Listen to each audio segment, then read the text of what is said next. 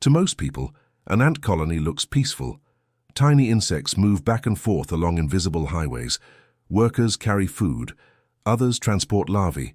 Everything appears organized, efficient, predictable. But beneath the surface, another reality exists. A reality of invasion, espionage, territorial conquest, and war.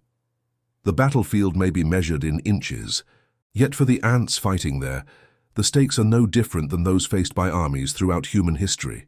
Survival, territory, resources. At sunrise, activity begins across the forest floor. Thousands of worker ants emerge from underground tunnels. Each follows chemical trails left by nestmates. Food must be found. The colony is hungry. Foraging teams spread outward in every direction. Most of the time, the operation proceeds smoothly. Seeds are collected. Dead insects are recovered. Resources flow steadily back to the nest. Then something changes. A scout discovers an unfamiliar scent. The chemical signal does not belong to her colony. It belongs to another ant society, an enemy. Immediately, information begins spreading. Workers touch antennae. Messages pass rapidly through the network. What began as a routine search for food is becoming something else, a border dispute. The scout advances carefully. Ahead lies another trail. Hundreds of foreign ants move along it. Neither side intends to retreat. The first contact occurs within minutes. Two workers meet face to face. Antennae probe. Chemical identities are verified. Recognition is immediate. Neither belongs here. The attack begins. The ants lock together. Mandibles clamp down. The struggle is brief. One ant gains the advantage. The other falls motionless. The first casualty of a much larger conflict. For individual ants, combat is brutal.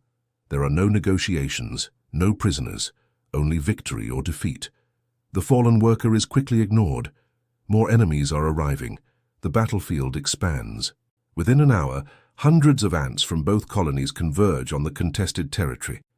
Chemical alarm signals flood the area. Thousands respond. Columns of reinforcements pour from underground entrances. The war has officially begun. To a human observer, the scene appears chaotic. It is anything but. Each colony operates like a superorganism. Individual ants function almost like cells inside a larger body.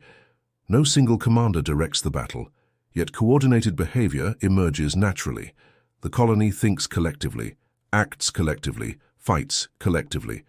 This collective intelligence makes ants one of the most successful groups on Earth. The front lines become crowded. Mandibles snap shut repeatedly. Workers drag opponents across the ground.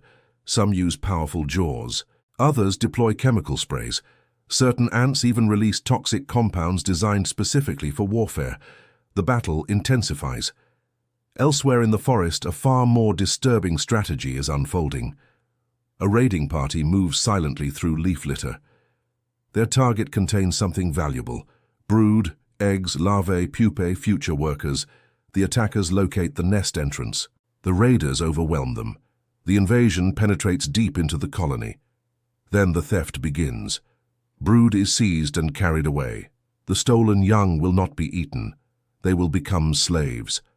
Among the most astonishing societies are the so-called slave-making ants. When they emerge as adults, they do not realize they were born elsewhere.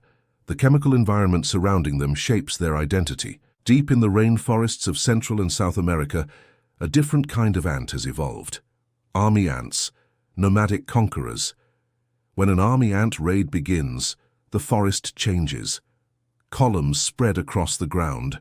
Workers advance through leaf litter. Nothing escapes. The ants overwhelm victims through sheer numbers. One ant is insignificant. Thousands are unstoppable. The advancing swarm consumes everything. Birds follow these raids.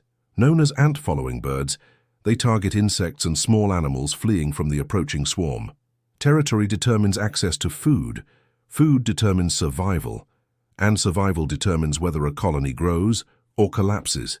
The individual is expendable, the society is not. This principle governs nearly every aspect of ant warfare. Some species have evolved extraordinary weapons. Trapjaw ants possess mandibles that snap shut at incredible speeds.